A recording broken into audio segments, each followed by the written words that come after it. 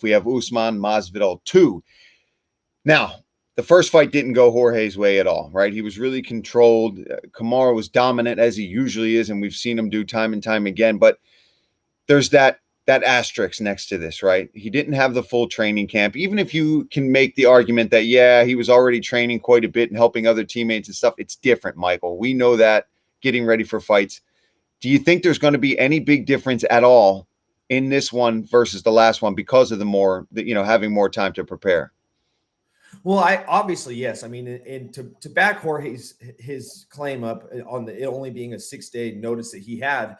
I mean, he had to spend those 6 days traveling, doing COVID tests, going through quarantine. Didn't really get a train. I mean, Paul, you stepped up on 5 days notice, but at least you were in Las Vegas. You were Yeah. able to train and kind of do as much as you could in the short amount of time. And conditioning played a big part in that fight. When Kamaru's pinning you on the fence and taking you down, you need that gas tank to be able to push to get to your feet, to keep the pressure away from you, to keep yourself back in the center of the octagon. When I say yourself, I'm speaking for Jorge Masvidal. So I think conditioning is going to play a big role in this fight. I'm just not sure how much of a difference it's going to make, but it's a very valid point for Jorge Masvidal.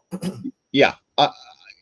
Even in my fight, right? Even I took it on short notice, but you're so right that I had the PI, I had access to Extreme Couture and Eric Nixick and Dan Ige to help me out, and all these guys and the people I brought with me as well. Duke made it out there. It was just all the perfect storm. But for Masvidal, yeah, it's just you're talking about plane rides. He had issues with those plane rides and stopping in Italy or wherever it was, I believe, and then he had trouble getting in because of that. He had a whole mess of things kind of not go his way for that one. So having that full camp to come in here, I'm curious to see how the defense is going to hold up and how much more he's going to be able to let his hands go and let that striking go, because I know he's always working on his wrestling, but we want to see him make it a kickboxing fight.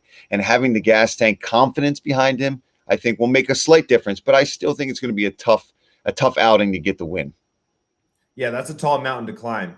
And there's a laundry list of guys at 170 pounds that Kamaru could have took to fight in this main event in Jacksonville. But I got to ask you, was this the right move for Kamaru Usman, given that this is a guy that he just fought 2 fights ago? This guy hasn't gotten a win, gotten himself back in the winning column to stake his claim for the rematch. Like, what are your thoughts on Kamaru picking Jorge Masvidal as his dance partner? Listen, it's the fight business at the end of the day. And Kamaru Usman is a dominant champion, but he knows that the stock is going to rise if he fights somebody like Jorge Masvidal, the BMF champ, just flying knee knockout in seconds of Askren. People know him. Casuals know him. Diehard fans know him. People that have barely ever seen the sport know that flying knee. So for him to go out there and be like, okay, I get to kill 2 birds with 1 stone. I get to take away that excuse of the training camp and maybe that, affected him at all. And I get more eyeballs on me, on the sport, on me as a champion. He goes out there and wins. I think it makes sense, because who else would there be? I mean, I'm asking you, who else?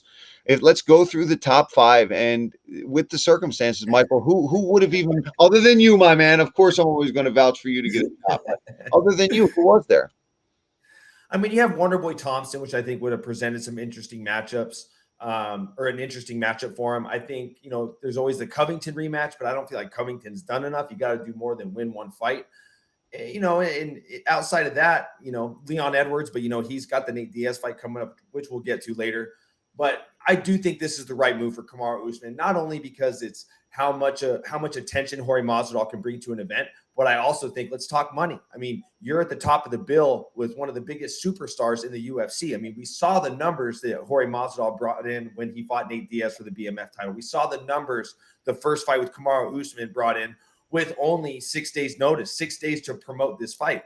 So I think it checks all the boxes in terms of why this was the right move for Kamaru Usman. And I say that as a man involved in the company and as a fan. As a fighter, would I have liked to see him fight a guy like Leon or myself? 100%. But I think that this is the move that makes the most sense. And also to just get that excuse out of the way. Like, look, I gave you a full camp and I beat you. Now you can shut up and get to the back of the line. So I think this was the right move for Kamaru Usman for sure. And I got to say, too, going along with your point of who, the other welterweights who are going to get their shot, though, Michael, think about it this way, too, is it makes sense for you guys, right? These other top welterweights, the more shine, the more starness that Usman can get, the more money the challengers are going to get eventually too, if you can go and take that from him, right? So the bigger he gets, I think it's only going to benefit all the other welterweights. But speaking of that, let's talk about predictions. You're in this weight class. You're the top of this welterweight division. How do you see it going, and who do you see getting their hand raised?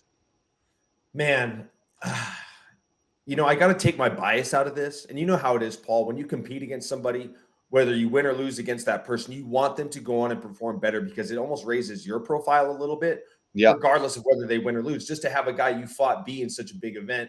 But I got to leave my bias out of this, and just seeing the version of Kamaru Usman we saw in that fight with Gilbert Burns, he showed that he can do a lot of things different in this fight with Jorge Masvidal, excuse me, if the fight stays on the feet. If this cardio issue was such a big deal for Jorge and he's able to keep it on the feet, we saw how much damage Kamaru can do with his jab, what he can do at range and switching from both stances. So, Jorge Masvidal has to pitch a shutout to win this fight. Right. And I just don't know if he's going to be able to do that. So I'm going to have to slight with the champ on this one. Yeah, I agree with you. I think I would give that edge to Usman, and like you said, he showed so much in that last fight. Not only the striking and the jab that looked great ever since working with Trevor Whitman, but his toughness. He got hurt early. He had to overcome a lot of adversity to get through that, and that always speaks to me with a fighter. And if you can show that and be as dominant of a champion, you're going to go a real long way.